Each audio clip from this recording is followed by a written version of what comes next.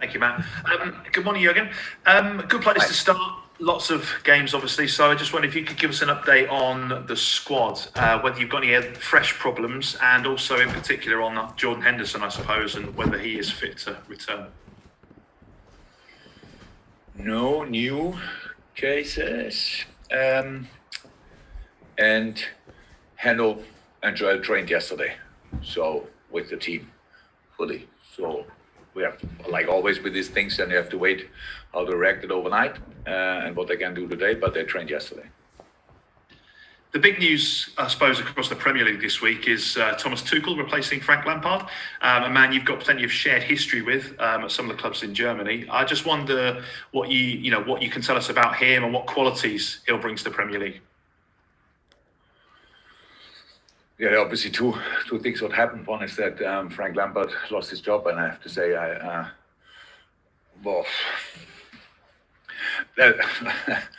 that's a really tough one, to be honest. I think that Chelsea did an incredible job in the transfer market this summer, brought in really good players, and things like this need time. Is completely normal, and I think it's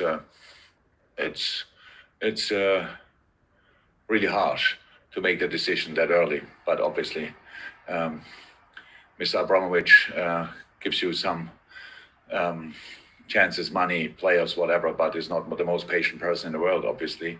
So that's the one thing, and I really feel for Frank because he's a young, really, really talented manager, and I wish him only the best. So we will be fine, I'm sure, but it's a hard one if your club, if it happens in your club, and it was obviously Frank's club.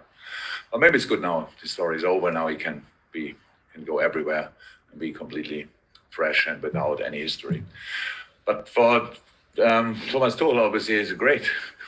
Unfortunately, a really good manager. So and I know him long and respect him a lot. And but he for this Chelsea squad is a present. So and I'm pretty sure Thomas sees it like that. And so yeah. They will be good. And just finally, this week, football's lawmakers, I suppose is a good way to put it, they've looked at the offside rule, the interpretation of it after the goal Manchester City scored. Aston Villa will be really happy about it, I think. Yeah, it's one of them, isn't it? I mean, changing the law mid-season, I just wonder, or the interpretation certainly of the rule, what are your thoughts on that? Well, my first thought was, how can it be that you don't think about this kind of rule before? We had situations years ago. It was funny enough against Tottenham when Dejan Lovren had a situation where he hit the ball and then Harry Kane could score. So this situation is not the first time that it happens. But everybody explained, no, it's like this. It was what is it? An intentional, is it the right word? Like touch. He went to the ball and that's why he touched it. But he only went to the ball because Harry Kane was there and he cannot make the decision if he's offside or not. So maybe you find it in your big. So it's years ago that we had that problem. So finally, I would say, we changed that because it makes no sense. And it was just with all football people and both sides, the one who scores the goal and the side who concedes the goals agree that it's like, how can we solve that? It makes it really difficult. Then something is wrong, and I'm really happy that they finally changed it. Thank you, Ben. Simon. Hi, Jurgen. I was looking back at obviously this was your very first match as Liverpool manager. Probably, I don't know whether it seems like a long time ago or not now. That goalless draw at White Hart Lane. How many games did I have in between then and now? Loads. I would like to hear the exact number if you are really prepared for it. Was it not your 400th recently? So what, 401? So this is possibly 402. It might feel for you like this, but I don't think I reached 400 already. So. Loads is fine, Simon. That's a loads. Thanks. I should have left it at loads. Yeah. But looking at the starting lineups, it was interesting because of your starting lineup and subs. There are only 2 players that are still with you today. Whereas the Spurs one, they've actually got 9 players still with them. So what does that maybe say about the progression and the changes that you've made, maybe as well as Spurs as well, but I think specifically you guys? Nah, it's completely different. It's a completely different situation. When I arrived here in England, Spurs was the most talented squad. That incredibly talented players and very young Harry Kane, I forget now 100% a couple of, but of course, Lloris was maybe not a kid anymore, but in the best age for a goalie. Harry Kane, Eriksen, Dele Alli, Eric Dyer, Lamela, Davis, Alderweireld. So they were all really young that time and already really good. So there's no and were upcoming. It was just a matter of time when they will be really successful. And by the way, they were really successful that year. I think they became second in that year, if I'm 100% right. Don't know it exactly anymore. So different situation. And when I arrived, they had a different squad. So a different age group. We had to change things, and so that's different. It says nothing. It says just more about how the situation was that time, and not they were in the best age and we weren't. They were in a really good place and we weren't. So you have to make then more changes if you are not happy with the situation, and that's what we try to do. And I know that the result in the FA Cup game against Manchester United certainly wasn't what you wanted. But in reflection now, and maybe in what you've seen this week on the training ground from the lads as well, has it felt like it's a turning point and you've seen the good points that you know are there at Liverpool? So when I understand the question, it's always like this, everybody's waiting at us, yeah, that was the turning point. And I want it to be the turning point, but the turning point, the result would have been nice as well. So you play well and then you get a result. So there were a lot of good stuff in, but of course we conceded 3 goals. That's not what we want. But I cannot always, now this was the turning point, and that was the turning point, and this was the turning point. It's not about that. It's the general situation is a challenge, and a challenge is good. So, and I'm fine with it. It's I'm not the person who sits here and thinks my life should always be perfect and my team has to win all the football games. If something is going wrong, you have to work on it. That's what we are doing. And we are in this moment.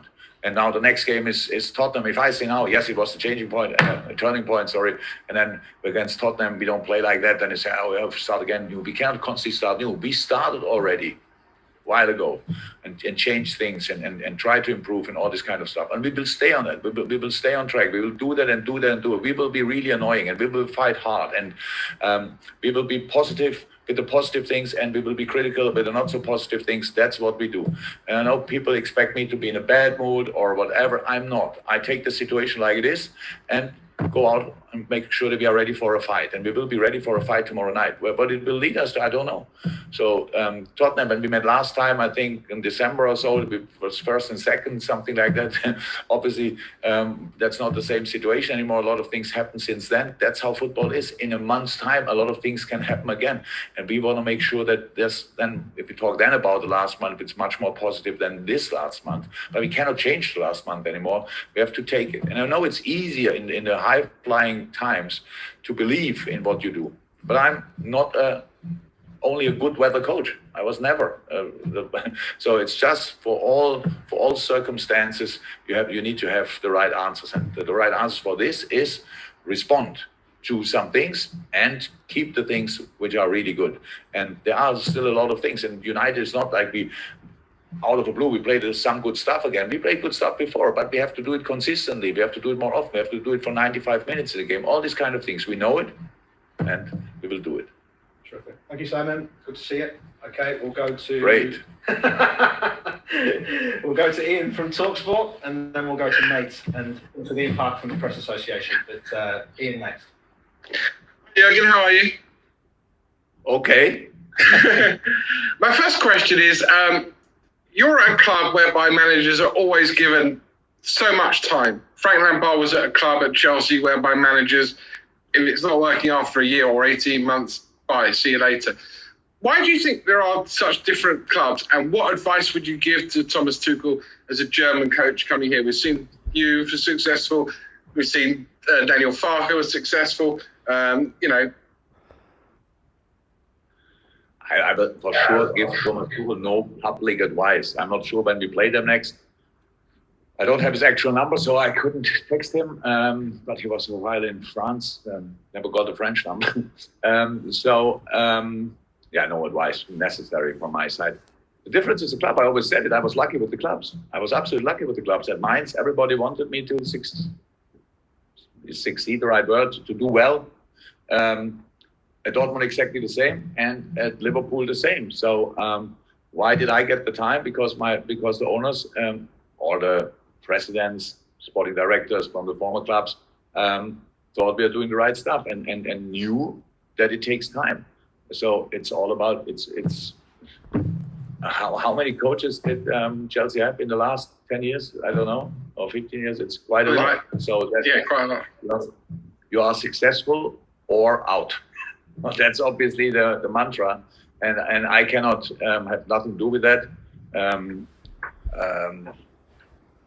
How I said plenty of times. I was lucky with the clubs I had always, and we're only 3, but I was lucky. And for Frank, everything will be fine. I think the football people out there, if they saw some of the stuff Chelsea played last year already, they have to say, okay, there's a clear plan. It's a real. And Frank might not want to hear that, but he was not too long in the business, so he's not a talent, but he's a young manager, and he did a lot of really good stuff. And he will be back soon if he wants that, and then he'll get more time, 100%. The big plus point from last Sunday has to be Mo Salah scoring again. You mentioned time there. How much more time do your front 3 need to score goals in the Premier League? Because it's been a ridiculously long period of time for 3 talented players not to score goals. Yeah, but football is like this. So you have to go in the right situations. You have to make the right decisions. All these kind of things. And I don't know how long it takes or whatever. It's about in this world we are losing trust and faith much too quick everywhere. Everything is great or everything is the opposite. So, and there's so many stages in between. And so we have a commitment to each other. So that's how it is. That doesn't mean they can play how they want and stuff like that. They never did, they never could. So I see them trying, I see them working on it and all that stuff. And we are working as a team on solutions, not tell them, so everything is fine, but you don't finish the situations off. It's not like this. If we finish the situation, then we concede goals, stuff like we have. It's a complex game, and I love that about the football game. It's never about one person. That was the main reason why I loved this game so much as a kid already. That I didn't have to be perfect, and we still can win games. So it's about that. We have to become, and we talk about these things because it's obvious. Scoring like what is it? Yeah, scoring like crazy or not scoring. That's a big thing in between. I know. But it's really about it just being the team we want to be. And the team we want to be is actually the one team nobody wants to play against. And that's a little bit of a problem. I think in the moment it's like defend deep against us, and at one point you will get a chance to counter attack. But we want to be the team nobody wants to play against. And we have the chance to be that team tomorrow night. And then on Sunday. And then on Wednesday, if I'm right. So, and then again and again. So that's the team. And that's what we always wanted to be. But then all of a sudden, people told us we are the best team in the world, which we never were, but that's not a problem. We could beat the best team in the world. We can still be the best team in the world. That's good. But we have to prove that on the pitch again. And we will. We are on fire, if you want, to strike back. And the more negative things are thought about us or said about us, the more we want it. Even I don't read it and don't hear it, but I know it anyway. So that's the situation we are in. And for our supporters, the problem is, you would say now, if you play a home game or whatever, the supporters have to be on their toes and come on, like that's great, a proper atmosphere. That will not be there anyway. At Tottenham, not because we play away, and the West Ham as well. So but I really hope, and that's a chance for us as well, that we can do together with our fans. Now, at the moment, even when we are not together, just create that common fighting spirit again. So it's difficult. We didn't see each other for a while, and now we became champion. Now the results, at least, and some performances dropped a little bit. It was always clear that it could happen. Now we can show how strong we are, and I'm on it, in it, whatever you want, and whoever wants to follow, welcome. Okay, Nate, one for you, and then Ian Parker's finished, and we'll go to the breakout section. So Nate, first of all. Hi, Jurgen. I think you've just touched on it in the previous answer, but this is a really tough run of fixtures for Liverpool now. Not only Tottenham tomorrow night, but City and Leicester next month. So How do you West want Ham is flying. West Ham is flying. Don't forget them. Huh? West Ham as well? But they're all in. They're all in the top four, and Tottenham can obviously knock you out there with a win tomorrow night. So how do you want them to? How do you want your team to respond to this run of tough fixtures? First and foremost, and you might remember it, we never thought about the game after the next game. So we played Tottenham. Nothing else. We only have to play Tottenham, and we don't have to play the other four, whoever it is in this game as well. It's only Tottenham. It's tough enough, but it's only Tottenham, and that's what we have to make clear. So again, in the best times, we had to stay and said it because it was the truth. We went in it game by game. In this moment, we go in it game by game. Tottenham. Do you think it's impossible for us to get there something? No, probably not. I don't know. Probably not. Is it difficult? Yes. That's with all the Premier League games the same. And we just have to make it happen. That's how it is. And it's difficult, I know, but we will try. You will see. Thank you very much, Nate. And then finish Ian Parker. I think you're from PA, Ian, I'm guessing. Anyway. Yeah, just a quick one. It kind of follows on from that. We often hear that defending the title is more difficult than winning it. You've been going through some sort of challenges, I guess, in the last few weeks. Have you seen anything different in the mental approach of your players this season to maybe last season?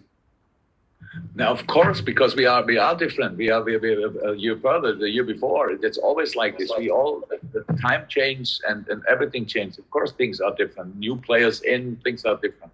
So because the results aren't good, people might say now it's worse, but that's not true. I think it's changes. You cannot judge them only because of the result, the short-term result. So we make all our decisions for a long term. So that the club has a benefit in the long term, and that's what we did this time as well. So, and we will give our absolute everything this season. It's not about defending the title or whatever. It's about winning football games. It was always about this defending or attacking football, the title. It's more something you say you have to say because you ask me. So these kind of things. We have to. This club and this team has the potential to fight for the title. We will see if we can make that happen. If we can get closer there again this year. If not, we will try next year. So these kind of things, we give our absolute everything this season, and especially for the next game. And with all the difficulties we had, we try really all we can, and that's it. And we get judged for that. That's how it is. That's fine as well. And I can understand 100%. If you don't win the game, people think you don't try hard enough. But I can tell you we try hard and we will continue trying.